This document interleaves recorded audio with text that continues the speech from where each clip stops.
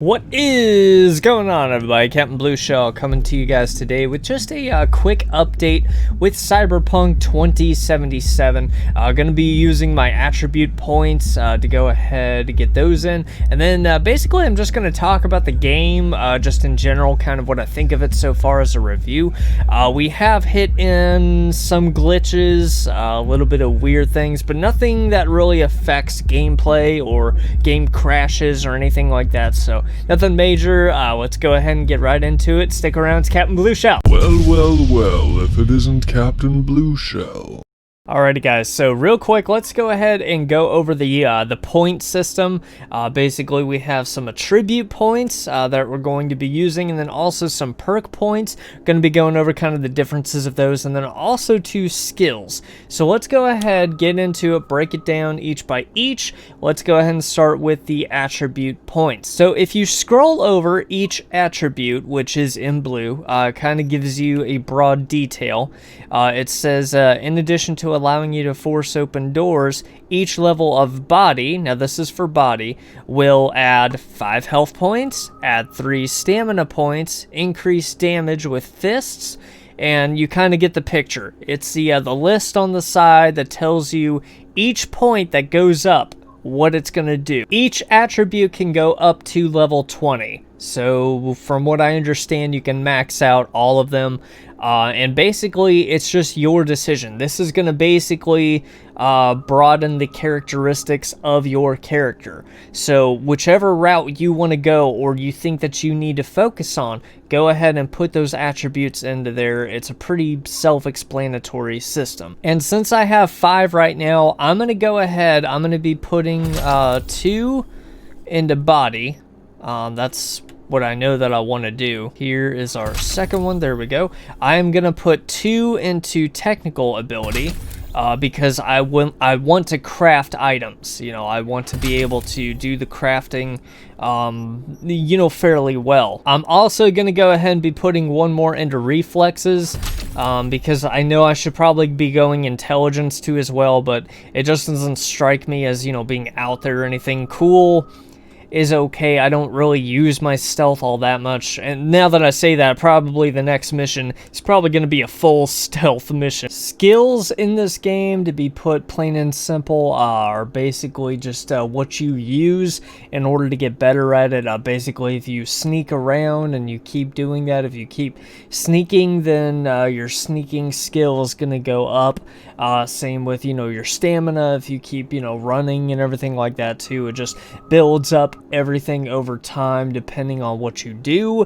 That's basically just the skill set, plain and simple. So now let's go ahead and talk about perks, okay? Perk points. Basically, in your attributes, you go ahead, click the X button, and what you see is a bunch of confusing digital animated photos of God knows what of logos. So basically what we see in the perks, say under technical ability, okay? You get all of these options and you can upgrade however many times it says. For instance, okay, the first one that I want to go for, because I have 4 perk points available, is True Craftsman. So I want to be able to craft rare items, and so I'm going to go and put a point there. Booyah, look, I'm able to craft rare items. This is also going to branch off into other ones that you can buy later on or with your points, and all of them are completely different. Also too, each perk requires a level of that attribute. So we're level 7 technical ability. We need a level 9 technical ability in order to unlock the innovation, which it says consumables are 25% more effective. Then we can go down the line when we get to level 12, and it allows you to craft epic items. Also too, we have the subsections. We are under crafting. We can also go engineering. Still under technical ability, but each one does something completely different. Is up to you what you want your character to go forward to and look forward to down the line. For instance, under body, I know that when I was under fire in the past, it would have been nice if I was in battle, to kind of take a small break, kind of regenerate that health if I needed to. So what I did is under athletics, the subheading up here, I went ahead, I went to regeneration. Health slowly regenerates during combat. It doesn't tell you how much, but technically your character does that when you're in a bind in a battle and you have kind of a resting period. That's exactly what I've been needing. And also too, like I said, you can branch off. If you get one of these, increases carrying capacity. You can go over, health regenerates up to 70% of max health outside of combat. And under Annihilation, you get Hail of Bullets, which shotguns, light machine guns deal 3% more damage. Street Brawler, we have Flurry, increases damage from combo attacks with blunt weapons by 30%. So, I mean, you kind of get the picture. It's basically each specialization under each subject, under each category, which are completely, directly related to your attribute points. And I mean, the only thing that makes this a little confusing are all the options that you can actually choose from. There are so many ways that you can go through, especially early on, but it's up to you. It's up to you to read each attribute, to read each perk, the specialization you want to go to. Just kind of read them down the list, see what your character needs, what your character wants to go through, or what they, need to go through at the start or the beginning. It's very important in the beginning going forward to know kind of what you want to get into. So yeah, I mean, pretty straightforward, nothing to it. It's just a lot of reading, a lot of understanding of what you want to get into, so that's that. So before we get into the quick review of the game so far, Cyberpunk 2077, I'm going to go ahead, I am going to assign the rest of my perk points to as well. I'm going to go ahead and put one into Bullet Jock, increases damage, rifles, submachine guns by 3%. And that kind of unlocks these over here too as well. Yeah, I think I'm going to go ahead and focus more on body just to kind of get started here with everything. I know it may be like a waste, but it's something that I think I'm actually going to need. Increases max stamina by 10%. True Grit, I'm going to get that. And also Epimorphosis, which health regenerates up to 70. Actually, no, I'm going to increase my carrying capacity by 60 is the other one that I'm going to do. So those are my perk points. Those are my attribute points. We are good with our character. So let's go ahead and take a look and review real quick about the game itself so far. So let's go ahead. I wanted to talk to you guys just a little bit about what I think of the game so far in terms of gameplay, the storyline. Storyline, first off the bat, it is a very, very good in-depth storyline. It really does go into detail. It explains a lot very well. The directions are very clear. You really understand it in a good light, which is always good. The thing about this game, though, that's surprising to me and a little bit different is that I'm not used to games with a lot of dialogue. I'm not used to choosing, which dialogue to use in order for that to, basically change a little bit of the story. I mean, it's not going to change the entire storyline, but it kind of changes of how people look at you and, kind of what actions might immediately be taken. I will say this, the action in this game is very, very fun. They kind of make it almost like an arcade feel, but it has like its purpose though too as well. I mean, there's a genuine purpose for it during the storyline. It's fun, it's exciting, you really don't know what's gonna happen, and I like that. I like that sense of suspense that they kind of keep you in sometimes.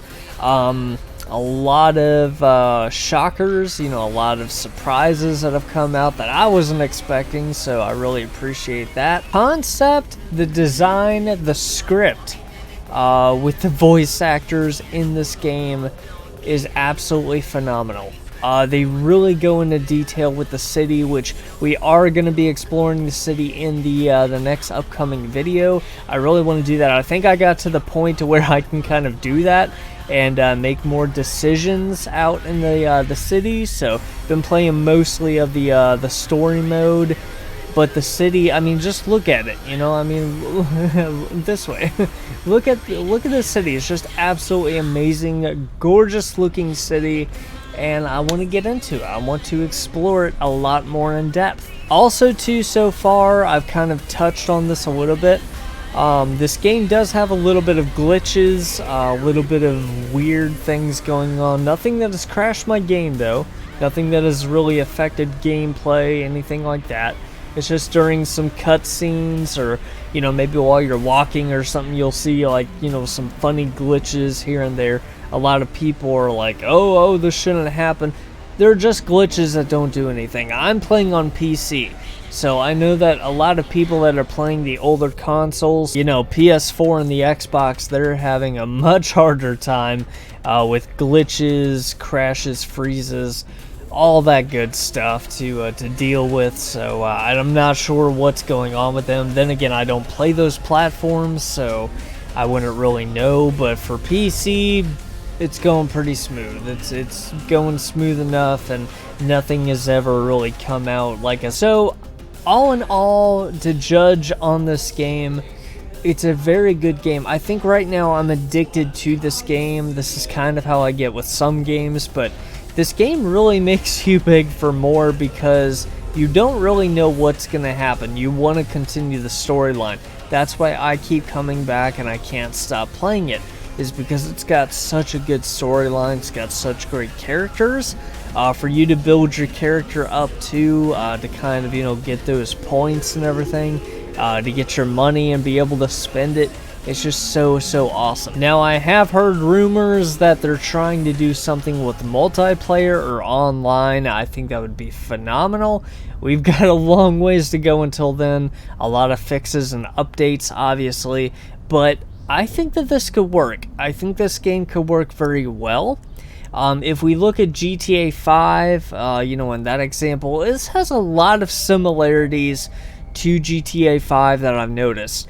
You get your open world city, you kind of do what you kind of want to do, but at the same time, the storyline is really great. It's action-packed. This one has a little bit more drama, though, too, as well. Like I said, you kind of pick what you're gonna say. You gotta think about it first, which I like that. But a lot of things happening. It's kind of slow, but it's purposeful, and then you get right into the action, and it could be any second. So yeah, all in all, I highly recommend that you play it. It's always gonna keep you on your toes and on your feet. Very fun to explore once you get to that that stage in which you can explore. It's a lot of fun, a lot of good time and effort. Very well spent, to reach up to that and to be able to enjoy this. So yeah, like I said, I'll go ahead and leave it there. What I paid for the game is definitely worth it. I think that it keeps with its value. It's not that bad for value at all. It's a good game, and I recommend it to you guys. So if you haven't started playing, if you're looking into it, by all means, I highly suggest it. So I will see you guys on the next adventure, the next Cyberpunk adventure. And until then, follow, like, subscribe. It's Captain Blue Shell. I'm out.